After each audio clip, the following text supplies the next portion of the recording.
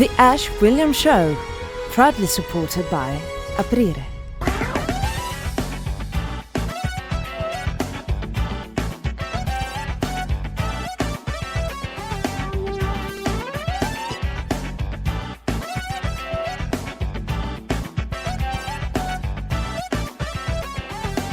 Yes, and welcome back to the Ash Williams Show. My name is Ash Williams, and I am fired up.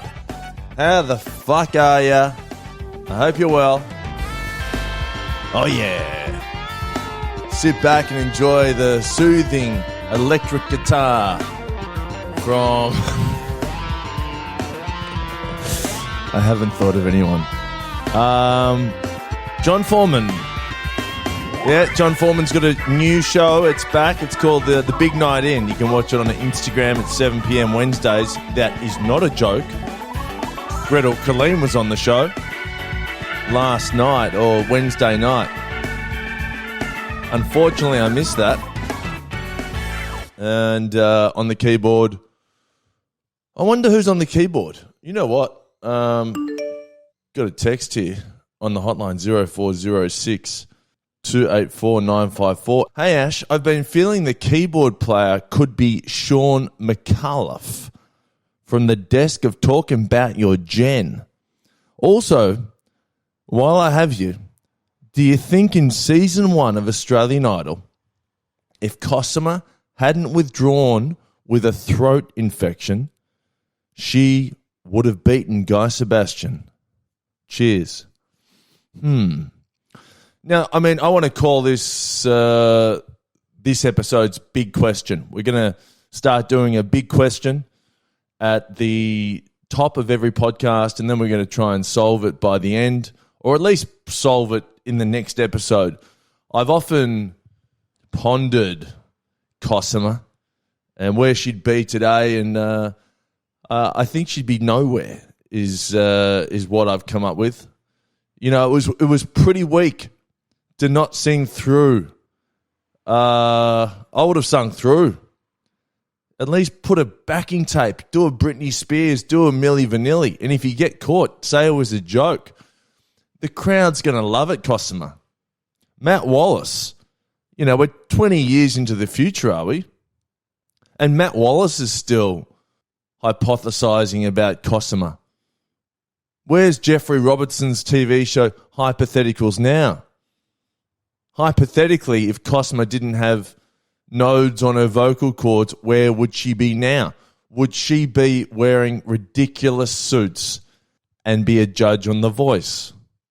You know Guy Sebastian, it's not a fucking joke. When I was working at Nova, this is like 10 years ago, he got these free watches, right? So he comes in wearing this watch to Husey and Kate, and Ed's there, and he's wearing this watch, which is as big as a truck. It was bigger than his fucking arm. And I think I might have gone, hey, man, nice watch. And he goes, thanks. Do you want one? And I said, yes. I don't even wear watches, but I'm like, yes. Of course I want a fucking watch like that. I'll sell it. I wouldn't wear it, you dick. And and he goes, oh, DM me on Insta and I'll get you a free watch. So I DM him on Twitter. This is back in Twitter days. I DM him on Twitter and he ghosts me.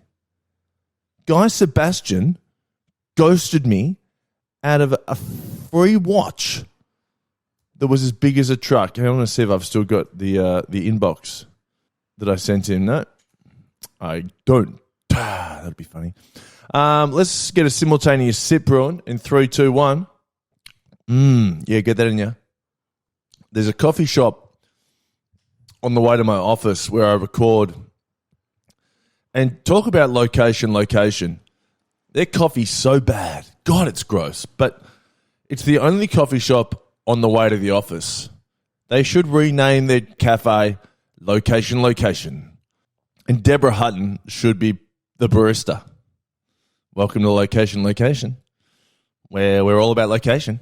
And the coffee's shit.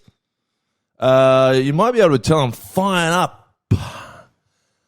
Had a fight with a Russian in my apartment building last night, and I'm going to get to that. I'm teasing the Russian story, and I'll work up to that.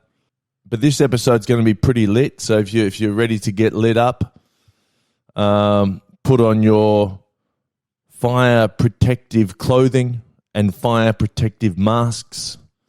Where do you think, like, lit, right? I was thinking about this. Where do you think lit started? Like, because, you know, Suits, the TV show, how there's Lawrence Litt, and that was about 10 years ago. And he used to walk around going, you got lit up. You got lit up. And he thought it was hilarious, and it was pretty good. Was there a lit before that? Surely Lawrence Litt of Suits did not start lit. Can we please answer this? Do I need to Google this? Don't make me Google. Don't make me fucking Google. Do you want a bit of showbiz? I'm in Bondi. This is an incredibly esoteric reference. And Lauren Phillips's ex-husband is standing across the road. I know him a little bit. Geez, you look sweaty. For anyone playing along at home, they went out, or they were married for just under a year. So look, not all marriages stay the course. What are we Googling? We're Googling where did lit start? Where did lit... What? No, I don't want it. Fuck off. You know what? That's going to be hard to Google. Can someone please Google that has like a PhD in Googling? Are there any doctors of Googling? Fuck, imagine going to the Google doctor. That's funny. Yeah. People Google their symptoms, but like going to an actual doctor of Google, that's great. Just going back to the cafes too, I want to know, because there's another cafe in Bondi and their food to cunty attitude ratio is off the Richter. Like their food is so good, but their attitude is so bad. And it's like a perfect storm. And you keep going back, but every time you leave there, you're like, I'm not coming back. But then you get hungry and you think, I'm going back. It's like a bad relationship. But I want to know the best cafes in Australia for best food to worst customer service. All right, I'm going to name and shame the shop in Bondi. The guy who owns that, I don't know if he's got like some kind of attitude fucking problem, like a Novak Djokovic issue. But dude, I used to spend fucking $100 there a week, easy, 150. I remember I spent $100 on Bloody Marys there one afternoon, and he looked at me like I'd fucking asked to borrow his car. I'm like, man, I'm giving you money. Let me know your biggest cunty cafe. We've got to come up with a better name for that. But you know what I mean. Got some other texts here on the hotline. 0406, you know the number. Ash, it's a Prira, your sponsor. Yes, they are my sponsor. I'm doing Alcoholics Anonymous, and and I'm sweating up all of this grog. And the Prira, the sweatbands I wear to wipe away the grog sweat.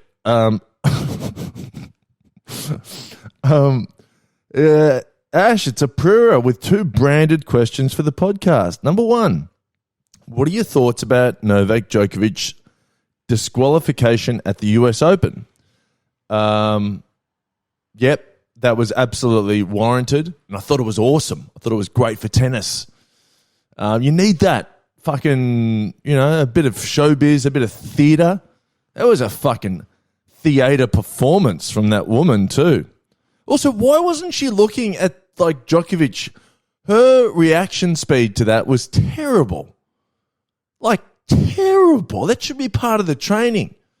dodging and weaving balls from fucking Novak. You know, if you can't dodge and weave, duck a few balls, you shouldn't be out there. I'll say this about some of the Lions people too. They're too old. No more fucking 70, 80, 90-year-olds who are knocking on death's door who can't see. I'm not saying this woman couldn't see, but there are so many old blokes doing that who cannot see. They've got the thickest fucking glasses on. Anyway, I digress. Part 2 of the question.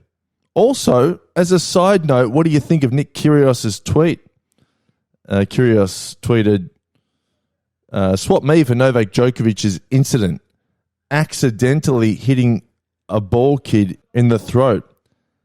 How many years do you think I would be banned for? 5, 10, 20? Yeah, Nick's just having some fun, whilst also giving an uppercut to Novak, who he doesn't like. Second question in the branded Apura question. Do you still have a draft tweets folder? And if so, what's in the top drawer? Of course I've got a draft tweets folder. And this is what it says. It says, the best thing about having a baby is all of the love you'll get on social media. And I wrote that down yesterday, and it's in drafts for a reason, because it's not like really a finished thought. But I just see this couple that I know, and they've had a baby for social media. Every fucking 5 minutes there's a post about the baby, and they're just so thirsty for likes on social media. Yeah, that's where that tweet came from. Speaking of having swings at people and tennis, in the black market this week, I had a real swing at a former Australian tennis player. Let's get this week's black market tease.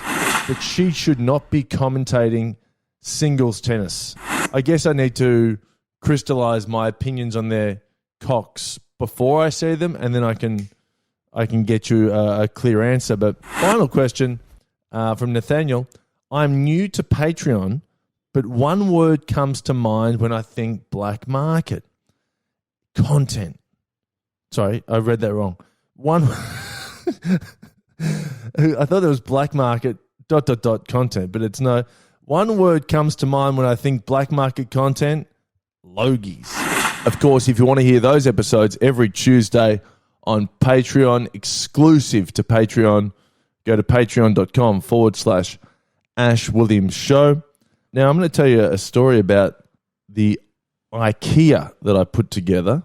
So on the weekend, I get a brand new Ikea chest of drawers delivered, and you've got to put it together. And I was pumped to put it together. I'm remodeling my bedroom. I've been talking about this remodel that I've been doing on the black market. It's going to be really good. So the chest of drawers come, and usually when Ikea stuff arrives, you only need an Allen key. And they provide the Allen key. And it's kind of easy. Follow the instructions, and you'll only have to redo it like probably 5 more times because you got some things wrong because you weren't reading the instructions. And then, by the way, on the IKEA instructions, there needs to be like more warnings. Like, this is a stage where everyone slips up. Please read this carefully. It's not fucking clear enough, IKEA, sometimes. So I'm putting together these drawers, and then I realize I need a drill. And I haven't got a fucking drill. So I'm asking my housemate, I asked anyone I saw, anyone in the streets, no one. And then I thought, you know who has a drill? The Russian guy who lives on top of me. Yeah, the apartment upstairs, this Russian guy, all he does is drill. Like, and basically builds 24/7. And in between building, he does skipping. Like full fucking CrossFit workouts. And I thought, you know what? I'm going up to the Russian dude. If I'm going to listen to him drill stuff, at least I should be able to use his drill. So I knock on his door, and I go, "G'day, mate. Can I borrow your drill?" I barely know him. I've barely spoken to him.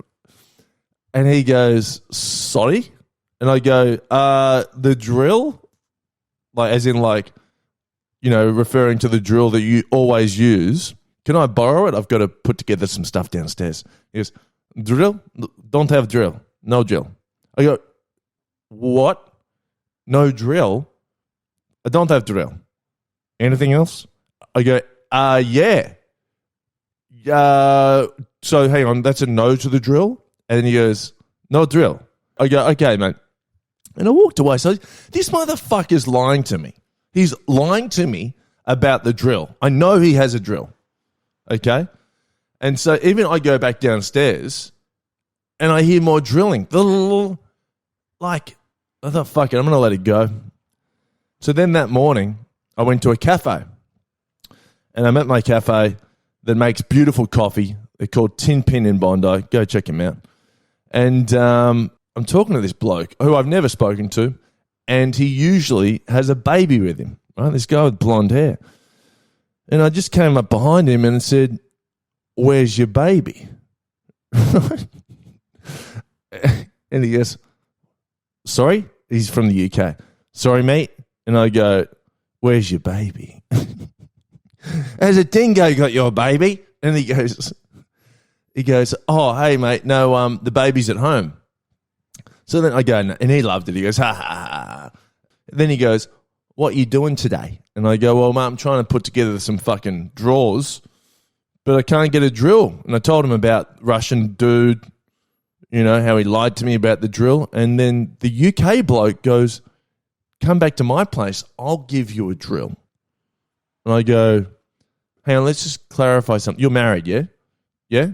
You're not talking about sex. And he goes, what? No, I go, no, all good. I'll come back to your house. So I go back to his house, get the drill. Remember, I don't know this guy. He gives me a fucking drill. What a great guy.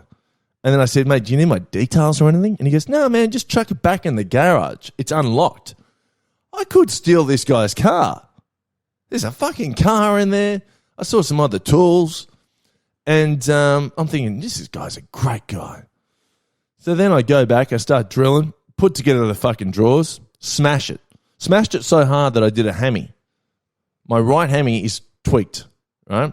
If I was working in commercial radio, that's a fucking layup for a radio topic. Give us a call. You're on Gonzo, Bonzo and Donzo on the CFM. Whilst putting together Ikea furniture, what injury have you done? All right, on the phones, we've got Michaela. Michaela, what have you done? Fucking broke my arm. Dead. Anyway, you get the idea. So then I put together the fucking drawers and gave the drill back. And then yesterday, old fucking Russian dude upstairs was making so much noise that I went up there again. Right? I'm going up there every day. I knock on his door and I said, what are you doing? He goes, sorry? I go, what's with all the noise? You're dragging tables around. Like, what's happening? Like, he goes, I'm doing workout. I go, what? He goes, yeah, I'm doing skipping. And I go, well, listen, man, it's making a lot of noise. I'm trying to watch the tennis downstairs.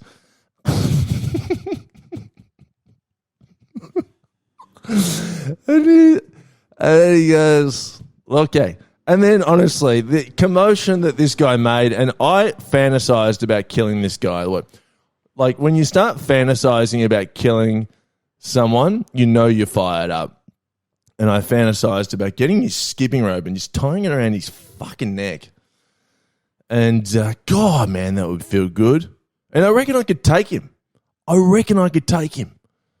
know, so much so that I started doing, like, shadow boxing in the kitchen. And I was pretending that I was taking on the KGB upstairs, right? And what I realized is that I'm going to change my stance. So I used to be the opposite of southpaw, whatever that is, natural stance, where you lead with your left fist. But I'm going to change it. I'm going to now go to southpaw because I reckon that's going to give me a better chance of KO KGB upstairs because I'm all about the jab, yeah? I'm all about that jab. It's a new song from Megan Trainor. And, like, my right's going to fucking boom. He's not even going to see it's coming because he's going to think I'm going to be like coming at him with a left punch. Little does KGB know that I've changed my stance, right? And I knock him out and then I strangle him with his skipping rope. And then I probably wouldn't kill him, but I'd go, you going to be quiet? You going to be quieter? All right, you get to live.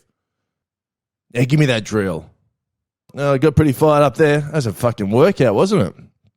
What a journey. Now, before we wrap up the pod, please, we need to answer this episode's big question. Would Kosuma DeVito have beaten Guy Sebastian or Shannon Knoll if she didn't pull out? Please let us know. 0406 284 954. Got a question here. Hi, Ash. I'm a Kit Kat original man myself, but the debate led me to trying the chunky, and I haven't been converted. But I can now see why some may choose this style of Kit Kat. Both go well with a Nescafe Blend 43. They sure do. That is the podcast, folks. That is it. There's no more to the pod. Of course, if you want anything more, to go to patreon.com/Ash Williams Show. You got the Black Market, Old Ash and Eds. We've got the Leaf Blower sketches finally on Patreon. Remember, I don't want to show you this sketch because it will affect me booking work in the future. Okay, you're not going to want to book me for work after you see this sketch, so you understand why I don't want to show you. Okay, it's been approved by the ABC to share. Let's go to patreon.com/Ash Williams Show. Thank you again for listening. And big episode. Big episode with big questions. Stay safe. Take care. Bye-bye.